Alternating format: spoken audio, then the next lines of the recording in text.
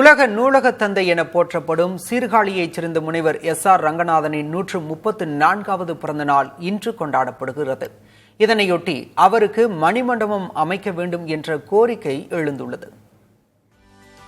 பொதுவாக நூலகங்களில் ஆயிரக்கணக்கான புத்தகங்களை வரிசைப்படுத்துவது ஒரு சவாலான பணி. இந்த பணிக்கு ஒரு அறிவியல் அடிப்படையிலான தீர்வை கொடுத்தவர் எஸ்.ஆர். ரங்கநாதன்.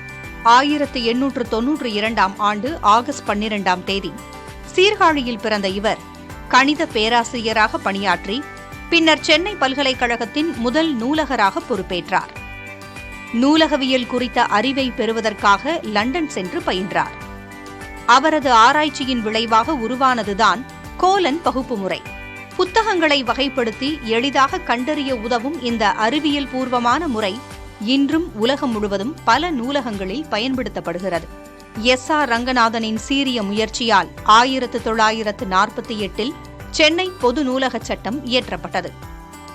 நூலகத்துறைக்கு அவர் ஆற்றிய அரும்பணிகளுக்காக 1957இல் இந்திய அரசு அவருக்கு பத்மஸ்ரீ விருது வழங்கி கௌரவித்தது. அவரது பிறந்த நாளான ஆகஸ்ட் 12 தேசிய நூலகர் தினமாக மத்திய அரசால் அறிவிக்கப்பட்டுள்ளது. அவரது பிறந்த நாளை ஒட்டி அவர் படித்த சீர்காழி மேல்நிலைப் பள்ளியில் உள்ள அவரது சிலைக்கு மாணவர்கள், ஆசிரியர்கள் மற்றும் வாசகர் வட்டத்தினர் மாலை அணிவித்து மரியாதை செலுத்தினர். நூலக தந்தையா இருக்கக்கூடிய எஸ்.ஆர். ரங்கநாதனுக்கு எங்கள் ஊரிலே ஒரு உருவச்சிலையும் ஒரு மிகச்சிறந்த ஒரு மணிமண்டபமும் அமைத்து தருமாறு இந்த அரசுக்கு இந்த தருணத்திலே நான் எங்கள் முனைவாக இந்த கோரிக்கையை வைக்கிறோம். இதை அரசு கண்டிப்பாக நிறைவேற்ற வேண்டும் என்று நாங்கள் எண்ணுகிறோம்.